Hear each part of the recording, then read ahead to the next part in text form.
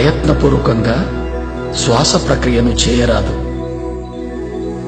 తనకు తానుగా శ్వాస ప్రక్రియ జరుగుతూ ఉండాలి. సాక్షిగా సహజమైన శ్వాసను గమనిస్తూ ఉండాలి. ఇదే ధ్యానానికి మూలం. ఇదే ధ్యానానికి మార్గం.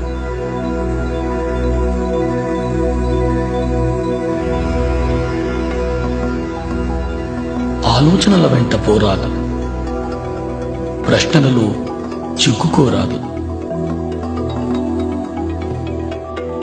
ఆలోచనలను తుంచి ధ్యాసను శ్వాస వైపు మరల్చాలి. సహజమైన శ్వాసను మాత్రమే గమనిస్తూ ఉండాలి. పూర్తిగా శ్వాసతోనే ఉండాలి. అప్పుడు ఆలోచన సాంద్రత క్రమంగా తగ్గడం మొదలవుతుంది. క్రమంగా శ్వాస పరిమాణం కూడా పలుచబడుతూ చిన్నదవుతూ వస్తుంది.